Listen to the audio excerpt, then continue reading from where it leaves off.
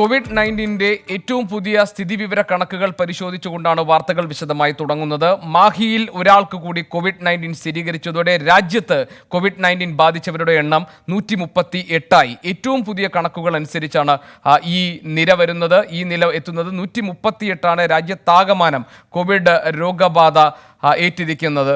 അപ്പോൾ ഈ കണക്കുകളിലേക്ക് നമുക്ക് പോകാം. മാഹിയിലേതടക്കം ഇപ്പോൾ ഇന്ന് റിപ്പോർട്ട് ചെയ്തിട്ടുള്ളത് 7 കേസുകളാണ്. രാജ്യത്ത് കോവിഡ് ബാധിച്ച സംസ്ഥാനങ്ങളും എത്ര പേർക്കാണ് വൈറസ് ബാധ ഏറ്റിട്ടുള്ളത് എന്നുമാണ് നമ്മൾ ഈ കണക്കിൽ നിന്ന് മനസ്സിലാക്കാൻ ശ്രമിക്കുന്നത്. ഓരോ സംസ്ഥാനങ്ങൾ പരിശോധിക്കുമ്പോൾ കേരളത്തിൽ ഇപ്പോൾ 2 വിദേശികൾ ഉൾപ്പെടെ 24 കേസുകളാണ് സ്ഥിരീകരിക്കപ്പെട്ടിരിക്കുന്നത്. കേരളത്തിലേക്ക് വരുമ്പോൾ നമ്മുടെ ഈ സംസ്ഥാനത്ത് 24 കോവിഡ് കേസുകൾ സ്ഥിരീകരിക്കപ്പെട്ട് കഴിഞ്ഞു ഈ ദിവസങ്ങൾക്കിടയിൽ. അതിൽ 2 വിദേശികൾ ഉൾപ്പെടുന്നുണ്ട്. അതിൽ ഒരാൾ ഇറ്റലിക്കാരനും മറ്റൊരാൾ ബ്രിട്ടീഷ് പൗരനുമാണ്. പഞ്ചാബിലെ അവസ്ഥ, പഞ്ചാബിൽ 1, ഡൽഹിയിൽ 8 എന്നിങ്ങനെയാണ്. നമുക്ക് കേരളത്തിൻ്റെ തൊട്ടടുത്തുള്ള സംസ്ഥാനങ്ങളിലേക്ക് പോകാം. കർണാടകത്തിൽ 8 പേർക്കാണ് രോഗബാധ സ്ഥിരീകരിച്ചിരിക്കുന്നത്. തമിഴ്നാട്ടിൽ 1, തെലങ്കാനയിൽ 5 ആണ് സ്ഥിരീകരിക്കപ്പെട്ടിട്ടുള്ള കണക്കുകൾ. അതായത് കർണാടകത്തിൽ ഇതുപോലെ തന്നെ വളരെ സങ്കീർണമായ സാഹചര്യം നിലനിൽക്കുന്നുണ്ട് എന്നാണ് അറിയുന്നത്. പ്രത്യേകിച്ച് കൽബുർഗിയിലെ മരണവുമായി ബന്ധപ്പെട്ട് അതിൽ രോഗബാധിതൻ പലരുമായി ഇടപഴകിയിട്ടുണ്ട്. രോഗബാധിതനെ ശുശ്രൂഷിച്ച ഡോക്ടർക്കും ഇപ്പോൾ രോഗലക്ഷണങ്ങൾ കണ്ടു തുടങ്ങിയിട്ടുണ്ട്. അതുകൊണ്ട് തന്നെ കർണാടകയിൽ ഒരു കമ്മ്യൂണിറ്റി സ്പ്രെഡ് ഉണ്ടാകാനുള്ള സാധ്യത മുൻകൂട്ടി കാണുന്നുണ്ട്. തമിഴ്നാട്ടിൽ 1, ആന്ധ്രാപ്രദേശിൽ 1 കേസ് ഇന്ന് സ്ഥിരീകരിച്ചിട്ടുണ്ട്. തെലങ്കാനയിൽ ഇതുവരെ 5 കോവിഡ്-19 കേസുകളാണ് സ്ഥിരീകരിക്കപ്പെട്ടിട്ടുള്ളത്. ഏറ്റവും മാരകമായ രീതിയിൽ കോവിഡ്-19 വ്യാപനം സംഭവിച്ചിരിക്കുന്നത് മഹാരാഷ്ട്രയിലാണ്.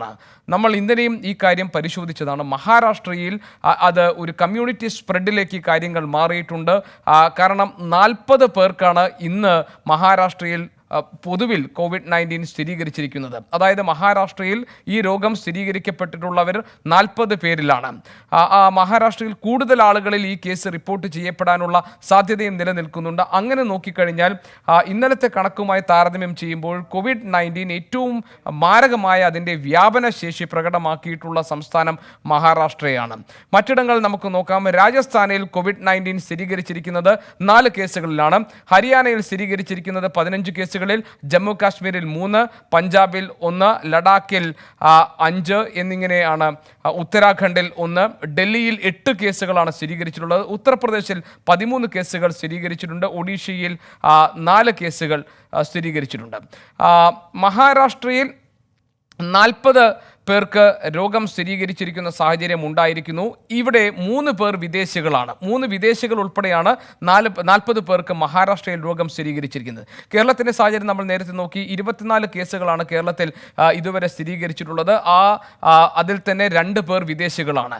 കൂടുതൽ കോവിഡ് കേസുകൾ റിപ്പോർട്ട് ചെയ്തിരിക്കുന്ന പശ്ചാത്തലത്തിൽ കൂടുതൽ നിയന്ത്രണങ്ങളാണ് മഹാരാഷ്ട്ര സർക്കാർ ഏർപ്പെടുത്തിയിരിക്കുന്നത്. ഒരുപക്ഷെ ഇന്ത്യയിലെ മുഴുവൻ സംസ്ഥാനങ്ങളിലെയും കോവിഡ് രോഗബാധിതരുടെ കണക്കെടുത്ത് നോക്കുമ്പോൾ ഞെട്ടിക്കുന്ന കണക്ക് വരുന്നത് മഹാരാഷ്ട്രയിൽ നിന്നാണ്. 2 തരത്തിലാണ് അത്. ഒന്ന്, കണക്കുകളുടെ എണ്ണം നോക്കുമ്പോൾ 40 എന്നത് മഹാരാഷ്ട്രയിൽ ഈ ചുരുങ്ങിയ സമയത്തിനുള്ളിൽ കൂടുതൽ ആളുകളിലേക്ക് കോവിഡിൻ്റെ വ്യാപനം ഉണ്ടായിട്ടുണ്ട് എന്നാണ് മനസ്സിലാക്കേണ്ടത്. അത് മാത്രമല്ല, ഇതൊരു കമ്മ്യൂണിറ്റി സ്പ്രെഡ് എന്ന നിലയിൽ കൂടുതൽ ആളുകളിലേക്ക് ഇതിൻ്റെ ഒരു ലോക്കൽ ട്രാൻസ്മിഷൻ കൂടുതലായി മഹാരാഷ്ട്രയിൽ സംഭവിച്ചിരിക്കാൻ ഇടയുണ്ട് എന്ന ഒരു നിഗമനത്തിലേക്കും നമ്മൾ എത്തേണ്ടതുണ്ട്. ഇതിൻ്റെ പശ്ചാത്തലത്തിലാണ് മഹാരാഷ്ട്ര സർക്കാർ അതിശക്തമായ നിയന്ത്രണങ്ങൾ ഏർപ്പെടുത്തിയിരിക്കുന്നത്.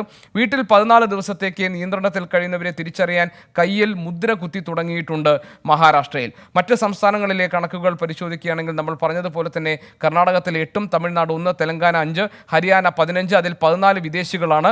ആന്ധ്രാപ്രദേശിലും ഉത്തരാഖണ്ഡിലും ഒഡീഷയിലും ഓരോ രോഗികൾ വീതമുണ്ട്. അങ്ങനെ രാജ്യത്തിൻ്റെ മൊത്തം കണക്കുകൾ നോക്കുമ്പോൾ ഈ കഴിഞ്ഞ ദിവസത്തെ അപേക്ഷിച്ച് കോവിഡ്-19 രോഗബാധിതരുടെ എണ്ണം കൂടിയിട്ടുണ്ട്. പക്ഷേ അത് വലിയ ഒരു സംഖ്യയിലേക്ക് മാറിയിരിക്കുന്നത് മഹാരാഷ്ട്രയിൽ മാത്രമാണ്. രാജ്യത്ത് കോവിഡ്-19 ബാധിച്ച് മരിച്ചവരുടെ എണ്ണം ഇതുവരെ 3ആയി മാറിയിട്ടുണ്ട്. മഹാരാഷ്ട്രയിലെ കസ്തൂർബ ആശുപത്രിയിൽ ചികിത്സയിലായിരുന്ന 64-കാരനാണ് ഏറ്റവും ഒടുവിൽ രോഗബാധയിൽ മരിച്ചത്. ഇതാണ് രാജ്യത്തിൻ്റെ പൊതുസ്ഥിതി. മരണനിരക്ക് വലിയ തോതിൽ ഇല്ല, അല്ലെങ്കിൽ ആശങ്കാജനകമായ രീതിയിൽ ഇല്ലെങ്കിൽ പോലും 3 മരണം ഇതിനോടകം തന്നെ രാജ്യത്ത് റിപ്പോർട്ട് ചെയ്തിട്ടുണ്ട്. രാജ്യത്ത് ആകെയുള്ള കണക്കുകൾ നോക്കുമ്പോൾ 138 പേരാണ് ഇപ്പോൾ കോവിഡ് രോഗബാധിതരായി ചികിത്സയിൽ കഴിയുന്നത്. മഹാരാഷ്ട്രയിൽ 41 പേർക്ക് കോവിഡ് സ്ഥിരീകരിച്ചിട്ടുണ്ട്. 40 എന്നായിരുന്നു നമ്മൾ അറിഞ്ഞത്. 41 പേർക്ക് കോവിഡ് സ്ഥിരീകരിച്ചിട്ടുണ്ട്. ഇതിൽ 40 പേർ നിലവിൽ ചികിത്സയിൽ കഴിയുകയാണ്. കൽബുർഗിയിൽ രോഗിയെ ചികിത്സിച്ച ഡോക്ടർക്കും മറ്റൊരാൾക്കും കൂടി കൊറോണ സ്ഥിരീകരിച്ചിട്ടുണ്ട്. കോവിഡ്-19ന്റെ 2ാം ഘട്ടത്തിലാണ് ഇപ്പോൾ നമ്മുടെ രാജ്യമുള്ളത് എന്നാണ് Indian Council for Medical Research വ്യക്തമാക്കിയിരിക്കുന്നത്. ICMR വ്യക്തമാക്കിയിട്ടുള്ളത് ഇപ്പോൾ രാജ്യം 2ാം ഘട്ടത്തിലേക്ക് കടന്നിട്ടുണ്ടെന്നാണ്. 3ാം ഘട്ടം ഉണ്ടാകില്ല എന്ന് പ്രതീക്ഷിക്കുന്നുവെന്നും വിദേശത്ത് നിന്ന് വരുന്നവരെ കൃത്യമായി നിരീക്ഷിക്കുന്നത് ഫലം ചെയ്യുമെന്നുമാണ് ICMRന്റെ ഡയറക്ടർ എന്ന് പറഞ്ഞത്. അദ്ദേഹത്തിന്റെ വാക്കുകൾ നമുക്ക് കേൾക്കാം. അതിനുശേഷം ഡൽഹിയിൽ നിന്ന് നിതിൻ അംബുജൻ വിശദാംശങ്ങൾ നൽകും. അതോടൊപ്പം തന്നെ കേരളത്തിലെ ഏറ്റവും പുതിയ അപ്ഡേറ്റ് കൂടി നോക്കാം. കോവിഡ്-19ന്റെ ഏറ്റവും പുതിയ സ്ഥിതിവിവര കണക്കുകൾ കേരളത്തിലേത് കൂടി നമുക്ക് നോക്കാം. നമുക്ക് ആദ്യം ICMR ഡയറക്ടർ പറഞ്ഞത് എന്താണെന്ന് കേൾക്കാം. We already know that we are in stage 2. We are not yet in stage 3 clearly as of now. And whatever data we have, and we will have Dr. Murerka talk about the data that has been analyzed for random samples for both SARI and as well as looking at the COVID-19. So we've had several discussions. The expert committee met yesterday and has given a revised protocol for testing for COVID-19. COVID-19 ഒരു case മാഹിയിൽ സ്ഥിരീകരിച്ചിട്ടുണ്ട്. ചാലക്കര സ്വദേശിയായ 68-കാരിക്കാണ് രോഗം സ്ഥിരീകരിച്ചിട്ടുള്ളത്. ഉംറയ്ക്ക് പോയ ശേഷം ഈ മാസം 13-നാണ് ഇവർ തിരിച്ചെത്തിയത്. നിലവിൽ മാഹി ജനറൽ ആശുപത്രിയിൽ നിരീക്ഷണത്തിലാണ് ഇപ്പോൾ ഇവരുള്ളത്. ഇവരുടെ മകന്റെ ഭാര്യയെ ഐസൊലേഷനിലേക്ക് മാറ്റുകയും ചെയ്തിട്ടുണ്ട്. മലപ്പുറം ജില്ലയിൽ കോവിഡ് സ്ഥിരീകരിച്ച 2 പേരുടെ റൂട്ട് മാപ്പ് ഇന്ന് ജില്ലാ ഭരണകൂടം പുറത്തിറക്കി. ഇവരുമായി സമ്പർക്കം പുലർത്തിയ മുഴുവൻ പേരും ജില്ലാ ഭരണകൂടത്തിന്റെ കൺട്രോൾ റൂമുമായി ബന്ധപ്പെടണം എന്ന് ജില്ലാ കളക്ടർ നിർദ്ദേശിക്കുകയും ചെയ്തിട്ടുണ്ട്. രോഗികളുമായി സമ്പർക്കം പുലർത്തിയവരുടെ എണ്ണം 800 കടക്കുമെന്നാണ് പ്രാഥമികമായിട്ടുള്ള വിലയിരുത്തൽ. മലപ്പുറം പൊന്നാനിയിൽ വിലക്ക് ലംഘിച്ച് സ്വലാത്ത് ചടങ്ങ് നടത്തിയവർക്കെതിരെ പോലീസ് കേസെടുത്തു. കണ്ണൂരിൽ സംശയത്തെ തുടർന്ന് 26 പേരാണ് ഇപ്പോൾ നിരീക്ഷണത്തിൽ കഴിയുന്നത്. നമുക്ക് കേരളത്തിൻ്റെ പൊതുസ്ഥിതി എങ്ങനെയാണ് എന്നുകൂടി നോക്കാം. കാരണം കേരളത്തിൽ ഏതൊക്കെ ജില്ലകളിൽ എത്ര പേർ ഇപ്പോൾ രോഗം സ്ഥിരീകരിച്ച് ചികിത്സയിൽ കഴിയുന്നുണ്ട് എന്ന കണക്കിലേക്കാണ് നമ്മൾ പോകേണ്ടത്. എനിക്ക് തോന്നുന്നു കേരളത്തിൽ കാസർഗോഡ് ഒരു കേസ് റിപ്പോർട്ട് ചെയ്തിട്ടുണ്ട്. മാഹിയിലാണ് ഇപ്പോൾ ഇന്ന് ഏറ്റവും പുതുതായി ഒരു കേസ് റിപ്പോർട്ട് ചെയ്തിരിക്കുന്നത്. കണ്ണൂരിൽ ഒരു കേസുണ്ട്. മലപ്പുറത്ത് 2 കേസുകൾ റിപ്പോർട്ട് ചെയ്യപ്പെട്ടിട്ടുണ്ട്. അവിടെ 3ഉം 1ഉം, അതായത് എറണാകുളത്ത് 3 കേസുകളും 1 കേസ് ഇടുക്കിയിലും റിപ്പോർട്ട് ചെയ്യപ്പെട്ടിട്ടുണ്ട്. ഇങ്ങനെ കേരളത്തിൻ്റെ വിവിധ ജില്ലകളിൽ റിപ്പോർട്ട് ചെയ്യപ്പെട്ടിട്ടുള്ള കേസുകളുടെ എണ്ണമാണ് നമ്മൾ ഈ കണ്ടത്. കോവിഡ്-19 സ്ഥിരീകരിച്ച ഇറ്റാലിയൻ പൗരനുമായി സമ്പർക്കം പുലർത്തിയ 6 പേരുടെ പരിശോധനാ ഫലങ്ങൾ ഇന്ന് പുറത്തു വരാനിരിക്കുകയാണ്. വർക്കലയിൽ അതിജാഗ്രതയാണ്. നിരീക്ഷണത്തിൽ കഴിയുന്നവർ ആരോഗ്യവകുപ്പിന്റെ നിർദ്ദേശങ്ങൾ കർശനമായി പാലിക്കണം എന്ന് ജില്ലാ ഭരണകൂടം അറിയിച്ചിട്ടുണ്ട്. ഇറ്റാലിയൻ പൗരനൊപ്പം DJ പാർട്ടിയിൽ പങ്കെടുത്തവരെ തിരിച്ചറിയാനായിട്ടില്ല. ഡോക്ടർക്ക് രോഗം സ്ഥിരീകരിച്ച ശ്രീചിത്ര ആശുപത്രിയിൽ കൂടുതൽ നിയന്ത്രണങ്ങൾ ഏർപ്പെടുത്തുകയും ചെയ്തിട്ടുണ്ട്. ഇപ്പോൾ ദേശീയ ആരോഗ്യ സെക്രട്ടറി മാധ്യമങ്ങളെ കാണുകയാണ്. രാജ്യത്തെ സ്ഥിതിഗതികൾ എന്താണ് എന്നത് അദ്ദേഹം വിശദീകരിക്കും. അതിലേക്ക് പോകാം. Samaj approach and the cooperation of everyone in dealing with the situation. Mr. Malik, you want to say anything from the helpline number or anything from the MHSI? Good evening, friends. Just an information.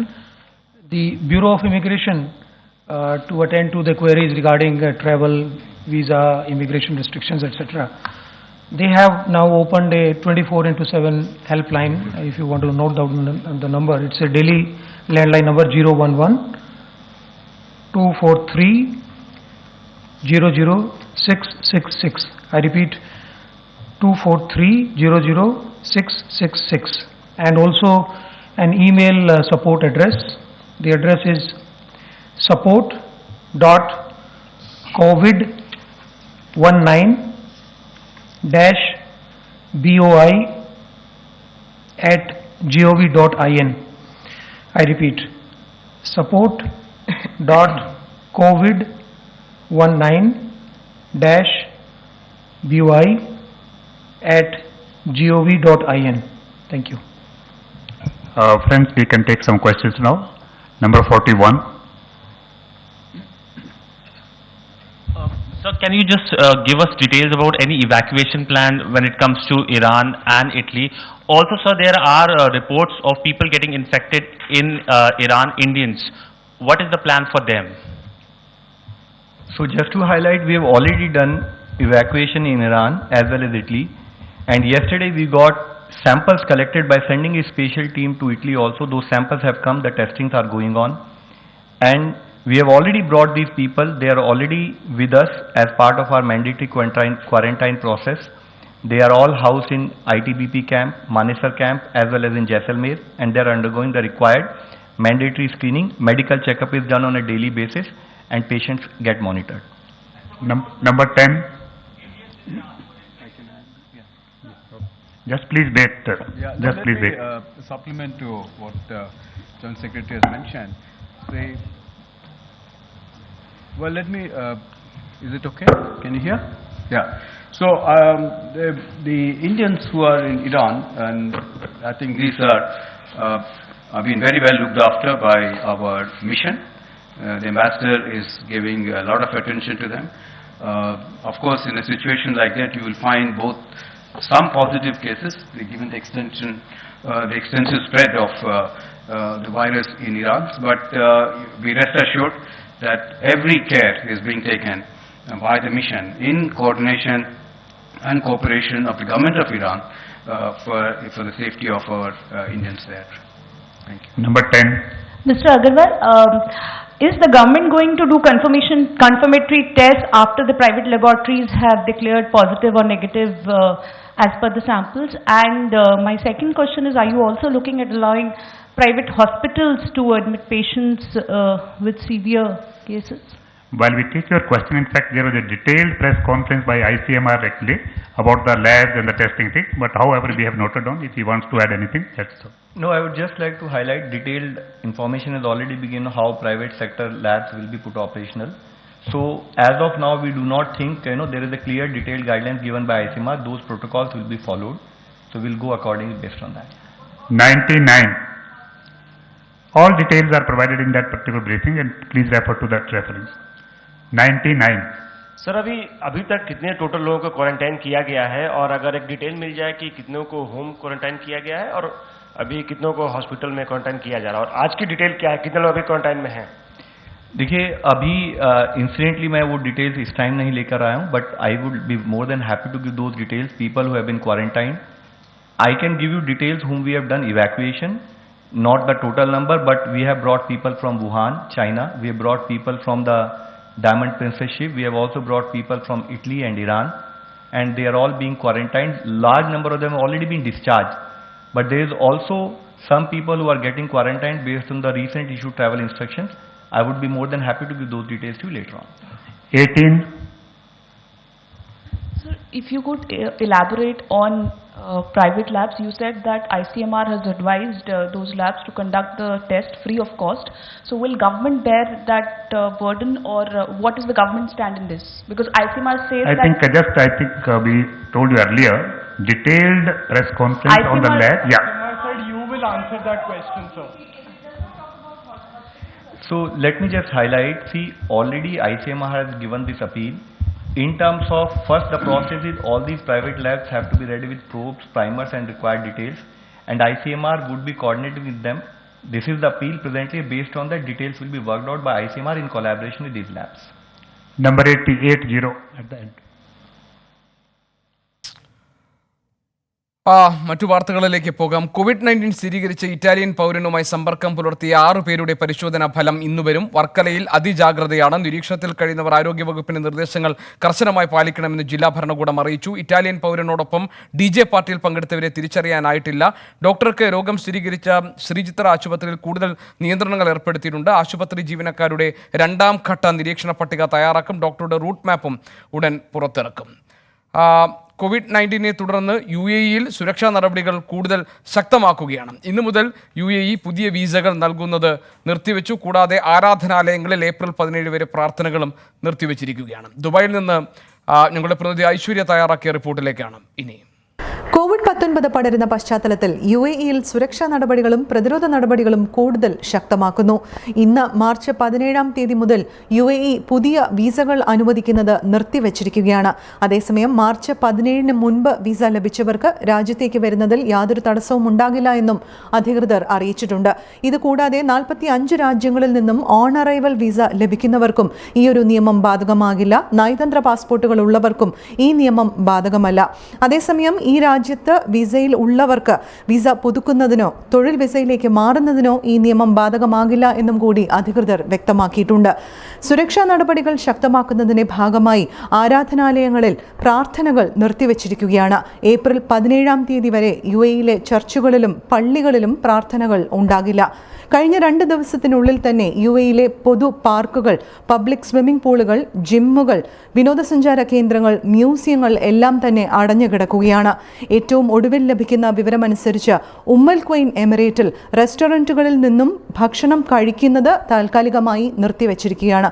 ഉമ്മൽ ക്വൈൻ emirate ഒഴിച്ചു കഴിഞ്ഞാൽ UAE-യിലെ മറ്റ് എമിറേറ്റുകളിൽ ഈ ഒരു നിയമം ഇനിയും നടപ്പിലായിട്ടില്ല. ബാക്കി എല്ലാ എമിറേറ്റുകളിലും, Dubai ഉൾപ്പെടെയുള്ള എമിറേറ്റുകളിൽ റെസ്റ്റോറൻറ്റുകളും മാളുകളും എല്ലാം തന്നെ തുറന്ന് പ്രവർത്തിക്കുകയാണ്. വിമാന സർവീസുകളും നടക്കുന്നുണ്ട്. ദുബായ് എയർപോർട്ട് അതോറിറ്റി വിമാന സർവീസുകൾ ഇപ്പോഴും നടത്തുന്നുണ്ട് എന്നും കൂടി വ്യക്തമാക്കിയിട്ടുണ്ട്.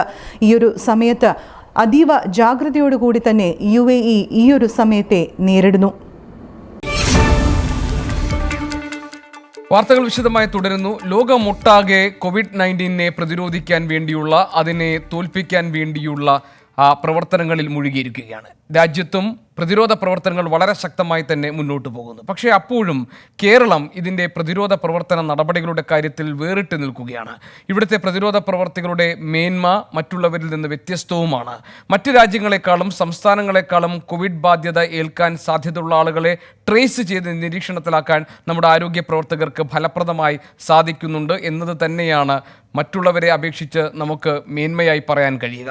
കോവിഡിനെ നേരിടുന്നതിൻ്റെ കേരള മോഡൽ എങ്ങനെയാണ് എന്ന് നമുക്ക് വളരെ വേഗത്തിൽ പരിശോധിക്കാം. എന്തൊക്കെ വ്യത്യസ്തതകളാണ് ഇതിൽ വരാൻ പോകുന്നത് എന്ന് നമുക്ക് നോക്കാം. എങ്ങനെയാണ് കേരളം മാതൃകാപരമായി ഈ വിഷയത്തിൽ ഇടപെട്ടുകൊണ്ടിരിക്കുന്നത്? നിപ്പ കാലത്ത് കേരളത്തിൻ്റെ ആരോഗ്യ പ്രവർത്തനങ്ങൾ അങ്ങേയറ്റം പ്രശംസിക്കപ്പെട്ടിരുന്നു.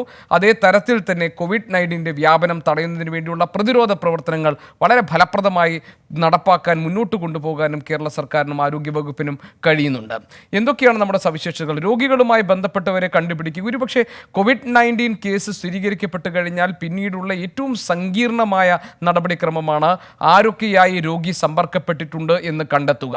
അതിൽ കണ്ടെത്തുന്നതിലൂടെ അവരെ ക്വാറന്റൈൻ ചെയ്യുന്നതിലൂടെ, അവരെ നിരീക്ഷണത്തിലാക്കുന്നതിലൂടെ മാത്രമേ രോഗവ്യാപനത്തെ നമുക്ക് നിയന്ത്രിച്ച് നിർത്താൻ കഴിയൂ, വൈറസിൻ്റെ വ്യാപനത്തെ നമുക്ക് കണ്ടെയ്ൻ ചെയ്യാൻ കഴിയൂ. ഒരുപക്ഷെ ഏറ്റവും പ്രധാനപ്പെട്ട കാര്യം ഇതിനായി റൂട്ട് മാപ്പുകൾ തയ്യാറാക്കുന്നു എന്നുള്ളതാണ്. ഇറ്റലിയിൽ നിന്ന് വന്ന സംഘത്തിന് കോവിഡ് സ്ഥിരീകരിച്ച ശേഷം ആദ്യം ജില്ലാ ഭരണകൂടം ചെയ്തത് അവരെവിടെയൊക്കെ പോയി ആരൊക്കെയായി സമ്പർക്കപ്പെട്ടിട്ടുണ്ട്, അവരുടെ പ്രൈമറി കോണ്ടാക്ട്സ് ആരൊക്കെയാണ്, ഏതൊക്കെ വഴികളിലൂടെയാണ് അവർ സഞ്ചരിച്ചിട്ടുള്ളത്, അവിടെ ആരൊക്കെയായി അവർ ആശയവിനിമയം നടത്തിയിട്ടുണ്ട്, ആരൊക്കെയായി അടുത്തിടപഴകിയിട്ടുണ്ട് എന്ന് കണ്ടെത്തുകയാണ്. അതിനുവേണ്ടിയാണ് റൂട്ട് മാപ്പുകൾ തയ്യാറാക്കിയത്. റൂട്ട് മാപ്പുകളിലൂടെയാണ്, അതിൻ്റെ സഹായത്തോടു കൂടിയാണ് ബാക്ക് ട്രേസിംഗ്, അതായത് എവിടെയൊക്കെ ഈ രോഗികൾ സഞ്ചരിച്ചിട്ടുണ്ട് അവിടെ ആ സമയത്തിൽ വന്നിട്ടുള്ള ആളുകളെല്ലാം തന്നെ ഈ പരിശോധനകൾക്ക് വിധേയരാവുകയും അവരെ നിയന്ത്രിക്കുകയും അവരെ നിരീക്ഷണത്തിലാക്കുകയും ചെയ്തു എന്നതാണ് മറ്റൊരു പ്രധാനപ്പെട്ട സവിശേഷത. കൃത്യമായ നിരീക്ഷണവും നിരീക്ഷണത്തിലുള്ളവർക്ക് മികച്ച സൗകര്യങ്ങളും നടപ്പാക്കാൻ അത് പ്രായോഗിക തലത്തിൽ കൊണ്ടുവരാൻ കഴിഞ്ഞു എന്നതും നമ്മുടെ സർക്കാരിൻ്റെ അല്ലെങ്കിൽ ആരോഗ്യവകുപ്പിൻ്റെ ഒരു കൃത്യമായ ഇടപെടലായി നമുക്ക് കാണാൻ കഴിയും. രോഗബാധിതരായിട്ടുള്ള ആളുകൾക്ക് മാത്രമല്ല, രോഗലക്ഷണങ്ങൾ പ്രകടിപ്പിക്കുന്നവരും സംശയങ്ങളുള്ളവരെയും കൃത്യമായി നിരീക്ഷണത്തിൽ നിർത്താനും അവർക്ക് വേണ്ട സൗകര്യങ്ങൾ ഒരുക്കി കൊടുക്കാനും കഴിഞ്ഞു എന്നുള്ളതാണ്. മറ്റൊന്ന്, ഒരു പ്രോപ്പർ മെൻ്റൽ ഹെൽത്ത് മെയിൻറ്റെയിൻ ചെയ്യാൻ. സ്വാഭാവികമാണ് ഇത്തരം അതിവ്യാപന ശേഷിയുള്ള ഈ വൈറസിൻ്റെ വിവരങ്ങൾ പുറത്തു വരുമ്പോൾ സാധാരണക്കാർ പോലും ഈ കാര്യത്തിൽ ഭയാശങ്കകൾ ഉണ്ടാകുന്നു, പലതരത്തിലുള്ള സംശയങ്ങളും പലതരത്തിലുള്ള തെറ്റിദ്ധാരണകളും ഉണ്ടാകുന്നു. ഈ ഘട്ടത്തിലാണ് നിരീക്ഷണത്തിലുള്ളവരുടെ മാനസിക ആരോഗ്യത്തിൽ ശ്രദ്ധ പതിപ്പിക്കാൻ വേണ്ടിയുള്ള ഒരു സംവിധാനം കേരളത്തിൻ്റെ ആരോഗ്യ വകുപ്പിനുണ്ട് എന്നുള്ളത്. ക്വാറന്റൈൻ ചെയ്യപ്പെടുമ്പോൾ, ഐസൊലേറ്റ് ചെയ്യപ്പെടുമ്പോൾ, നിരീക്ഷണത്തിന് വേണ്ടി മാറ്റി നിർത്തപ്പെടുമ്പോൾ ഉണ്ടാകുന്ന മാനസികമായ പ്രയാസങ്ങളെ നേരിടാൻ വേണ്ടി നിരന്തരം അവരുമായി ആശയവിനിമയം നടത്തുകയും അവർക്ക് വേണ്ട മാനസികമായ പിന്തുണ നൽകുകയും ചെയ്യുന്നു എന്നുള്ളതാണ് അതിലെ മറ്റൊരു പ്രധാനപ്പെട്ട കാര്യം. ആരോഗ്യവകുപ്പ് ഉദ്യോഗസ്ഥർ കൃത്യമായി രോഗികളെ സന്ദർശിക്കുന്നു എന്നതാണ് ഇതിൽ മറ്റൊരു പ്രധാനപ്പെട്ട കാര്യം. ആരോഗ്യവകുപ്പ് ഉദ്യോഗസ്ഥർ രോഗികളെ കാണുകയും അവരുടെ ശാരീരികവും മാനസികവുമായ അവരുടെ പ്രശ്നങ്ങളെ മനസ്സിലാക്കുകയും അതിനുവേണ്ട പിന്തുണ നൽകുകയും ചെയ്യുന്നു എന്നുള്ളത് ഈ രോഗഘട്ടത്തിൽ ഏറെ ഫലപ്രദമായി നടപ്പാക്കിയിട്ടുള്ള സമാശ്വാസത്തിൻ്റെതായ ഒരു ഇടപെടലാണ്. അതും കേരളത്തിൻ്റെ മികച്ച മാതൃകയായി, കേരളം വേറിട്ട് നിൽക്കുന്നതിനുള്ളൊരു മികച്ച മാതൃകയായി നമുക്ക് പറയാൻ കഴിയും. നിത്യേനയുള്ള വാർത്താ സമ്മേളനം. ഒരു ഘട്ടത്തിൽ കേരളത്തിൽ പ്രതിപക്ഷം സർക്കാരിനെ, പ്രത്യേകിച്ച് ആരോഗ്യ മന്ത്രിയെ വിമർശിച്ചത് നിരന്തരം എന്തിനാണ് വാർത്താ സമ്മേളനം വിളിക്കുന്നത് എന്ന കാര്യത്തിലായിരുന്നു. പക്ഷേ എല്ലാ ദിവസവും വൈകുന്നേരം മുഖ്യമന്ത്രിയും ആരോഗ്യമന്ത്രിയും ചേർന്ന് നടത്തുന്ന ബ്രീഫിങ്ങിലൂടെ കേരളത്തിൽ ഇപ്പോൾ വൈറസ് ബാധയുടെ സ്ഥിതിവിവര കണക്കും അതോടൊപ്പം തന്നെ മുൻകരുതൽ നടപടികൾ, പ്രതിരോധ പ്രവർത്തനങ്ങൾ എങ്ങനെ കൊണ്ടുപോകുന്നു, എവിടെയൊക്കെയാണ് പ്രശ്നങ്ങൾ വരാൻ സാധ്യതയുള്ളത്, എങ്ങനെയൊക്കെയാണ് ഇതിൻ്റെ പ്രതിരോധ പ്രവർത്തനങ്ങളുമായി മുന്നോട്ട് പോകേണ്ടത് തുടങ്ങിയ കാര്യങ്ങളിൽ നിരന്തരം ഏറ്റവും പുതിയ വിവരങ്ങൾ അതാത് ദിവസങ്ങളിൽ നൽകാൻ ഈ എല്ലാ ദിവസവുമുള്ള വാർത്താ സമ്മേളനത്തിലൂടെ മുഖ്യമന്ത്രിക്കും ആരോഗ്യമന്ത്രിക്കും സാധിക്കുന്നുണ്ട് എന്നതും കൃത്യമായ വിവരങ്ങൾ ജനങ്ങളിലേക്ക് എത്തിക്കാൻ സർക്കാരിന് കഴിഞ്ഞു എന്നുള്ളതും ഇതിൽ പ്രധാനപ്പെട്ട മേന്മയായി എടുത്തു പറയാം. വർദ്ധിപ്പിച്ച ഇൻ്റർനെറ്റ് കണക്ടിവിറ്റി എന്നത് മറ്റൊരു സവിശേഷതയാണ്. കാരണം വളരെ വേഗം തന്നെ ഈ COVID-19 വ്യാപനവുമായി ബന്ധപ്പെട്ട വാർത്തകളും അതുപോലെ തന്നെ വിവരങ്ങളും കൈമാറാൻ വേണ്ടി സഹായകരമായി ഈ ഇൻ്റർനെറ്റ് കണക്ടിവിറ്റി മാറുന്നു. ആശയവിനിമയം വളരെ വേഗത്തിൽ അത് മുന്നോട്ട് കൊണ്ടുപോകാൻ സാധിക്കുന്നു എന്നുള്ളതാണ്. സാനിറ്റൈസർ ഉൽപ്പാദനത്തിൻ്റെ കാര്യത്തിൽ ഏറ്റവും അധികം ക്ഷാമം നേരിട്ട, അതായത് വൈറസ് വ്യാപനവുമായി ബന്ധപ്പെട്ട വാർത്തകൾ പരന്ന സാഹചര്യത്തിൽ, ആശങ്ക പരന്ന സാഹചര്യത്തിൽ എല്ലാവരും തന്നെ സാനിറ്റൈസറുകൾക്കും മാസ്കിനും വേണ്ടി നെട്ടോട്ട് ഓടുകയായിരുന്നു. അതിൻ്റെ വലിയ ദൗർലഭ്യം ഉണ്ടായിരുന്ന സമയത്താണ് സാനിറ്റൈസറുകളുടെ ഉൽപ്പാദനത്തിലേക്ക് ശ്രദ്ധ കേന്ദ്രീകരിക്കപ്പെട്ടത്. വ്യാജ വാർത്തകൾ തടയാൻ വേണ്ടി ആപ്പ് പുറത്തിറക്കി എന്നതും മറ്റൊരു പ്രധാനപ്പെട്ട സവിശേഷതയാണ്. കാരണം ഇത്തരത്തിൽ ഒരു അതിമാരക ശേഷിയുള്ള ഒരു വൈറസിൻ്റെ വ്യാപനം ലോകത്താകമാനം നടന്നുകൊണ്ടിരിക്കുമ്പോൾ ഇതിനോടനുബന്ധിച്ച് തന്നെ വലിയ വ്യാജ വാർത്തകളുടെ വ്യവസായവും വളരുന്നുണ്ടായിരുന്നു. പലതരത്തിലുള്ള തെറ്റായിട്ടുള്ള വിവരങ്ങളും തെറ്റിദ്ധാരണ പരത്തുന്ന സന്ദേശങ്ങളുമൊക്കെ സമൂഹ മാധ്യമങ്ങളിലൂടെ പ്രചരിപ്പിക്കപ്പെടുകയുണ്ടായി. ഈ ഘട്ടത്തിലാണ് സർക്കാർ കൃത്യമായ വിവരം, നിജസ്ഥിതി എന്താണ്, സത്യസന്ധമായ വിവരങ്ങൾ നൽകുന്നതിന് വേണ്ടി സംസ്ഥാന സർക്കാർ ആപ്പ് പുറത്തിറക്കുകയും വ്യാജ വാർത്തകളുടെ പ്രചരണങ്ങളെ അങ്ങനെ തടയിടാൻ ശ്രമിക്കുകയും ചെയ്തു. അംഗനവാടി കുട്ടികൾക്കുള്ള ഉച്ചഭക്ഷണം വീട്ടിലെത്തിക്കൽ ഇതുപോലെ തന്നെ ഈ ഘട്ടത്തിൽ സർക്കാരിൻ്റെ ഒരു കൃത്യമായ ഇടപെടലായി വിലയിരുത്തപ്പെടുന്നുണ്ട്. ഒരു മിഡ് ഡേ മീൽ എന്നത് ആ സമയത്ത് അംഗനവാടി കുട്ടികൾക്ക് അവരുടെ വീടുകളിൽ എത്തിക്കാൻ കഴിഞ്ഞു എന്നുള്ളതും കേരളത്തിൻ്റെ മികച്ച മാതൃകയായി നമുക്ക് പറയാൻ കഴിയുന്ന കാര്യമാണ്. കേരളം എങ്ങനെയാണ് ഈ മഹാമാരിയെ നേരിടുന്നത് എന്നതിൻ്റെ ഉദാഹരണങ്ങളാണ് നമ്മൾ ഈ പറഞ്ഞത്. റെയിൽ, റോഡ് ഗതാഗത പ്രവേശന പോയിന്റുകളിലെ കൃത്യമായ പരിശോധന. കാരണം വിമാനത്താവളങ്ങൾ കേന്ദ്രീകരിച്ചിട്ടുള്ള പരിശോധനകൾക്കൊപ്പം തന്നെ ലോക്കൽ ട്രാൻസ്മിഷൻ, അതായത് താഴെത്തട്ടിൽ ഈ രോഗത്തിൻ്റെ വ്യാപനം, വൈറസിൻ്റെ വ്യാപനം തടയാൻ വേണ്ടി നിരന്തരം യാത്ര ചെയ്തുകൊണ്ടിരിക്കുന്നവർക്ക് ഏതെങ്കിലും തരത്തിലുള്ള രോഗലക്ഷണങ്ങൾ ഉണ്ടോ എന്ന് കണ്ടെത്തുകയും അത് അവിടെ വെച്ച് തന്നെ അവരെ കണ്ടെത്തി നിരീക്ഷണത്തിലേക്ക് മാറ്റുകയും രോഗവ്യാപനത്തിൻ്റെ എല്ലാ സാധ്യതകളെയും നിയന്ത്രിച്ചു നിർത്തുകയുമാണ് ഇതിലൂടെ ഉദ്ദേശിച്ചത്. അവിടെയാണ് റെയിൽ, റോഡ് ഗതാഗത പ്രവേശന പോയിന്റുകളിലെ പ്രത്യേക പരിശോധനാ സംവിധാനങ്ങളിലൂടെ സാധ്യമായത്. ഇതര സംസ്ഥാന തൊഴിലാളികൾക്കുള്ള ബോധവൽക്കരണം കേരളം നടപ്പാക്കിയിട്ടുള്ള മറ്റൊരു പ്രധാനപ്പെട്ട കാര്യമാണ്. ഇതര സംസ്ഥാന തൊഴിലാളികൾ വളരെയധികം തിങ്ങിപ്പാർക്കുന്ന ഇടങ്ങളിൽ എല്ലാം തന്നെ അവർക്ക് വേണ്ട കൃത്യമായ ബോധവൽക്കരണവും ശുചിത്വം എങ്ങനെ ഉറപ്പുവരുത്താം എന്ന കാര്യങ്ങളിൽ അവർക്ക് കൃത്യമായ വിവരങ്ങൾ നൽകുകയും ചെയ്തു. ബ്രേക്ക് ദ ചെയിൻ ക്യാമ്പയിൻ ഇന്ന് ഏറ്റവും അധികം ഏറ്റെടുക്കപ്പെട്ട, ഏറ്റവും അധികം ആളുകൾ പിന്തുണയ്ക്കുന്ന സംസ്ഥാന ആരോഗ്യ വകുപ്പിൻ്റെ ക്യാമ്പയിനാണ് ബ്രേക്ക് ദ ചെയിൻ ക്യാമ്പയിൻ. കൈകൾ ശുചിയായി വെക്കുന്നതിലൂടെ എങ്ങനെ വൈറസിൻ്റെ വ്യാപനം തടയാം എന്ന് പറഞ്ഞു കൊടുക്കുന്ന ക്യാമ്പയിനാണ് ബ്രേക്ക് ദ ചെയിൻ. അങ്ങനെ വൈറസ് വ്യാപനത്തിൻ്റെ കണ്ണികളെ ഇല്ലാതാക്കാൻ വേണ്ടിയുള്ള ക്യാമ്പയിനും സംസ്ഥാന സർക്കാർ ആരോഗ്യവകുപ്പ് പുറത്തു കൊണ്ടുവരികയാണ്. സഹായത്തിനായി വോളണ്ടിയർമാരെ നിയോഗിക്കൽ, ഏത് അടിയന്തര ഘട്ടത്തിലും സഹായിക്കാൻ വേണ്ടി, പിന്തുണ നൽകാൻ വേണ്ടി, അവശ്യ ഘട്ടങ്ങളിൽ ഒപ്പം നിൽക്കാൻ വേണ്ടി വോളണ്ടിയർമാർ സർവ്വസന്നദ്ധരായി അവർ എപ്പോഴും ഉണ്ട്. വിദേശത്തുള്ള മലയാളികൾക്കൊപ്പം നിൽക്കുകയും അവരുടെ വരവിന് വേണ്ടിയുള്ള കൃത്യമായ തയ്യാറെടുപ്പും നടക്കുന്നു എന്നുള്ളതാണ് സംസ്ഥാന സർക്കാരിൻ്റെ മറ്റൊരു ഇടപെടൽ.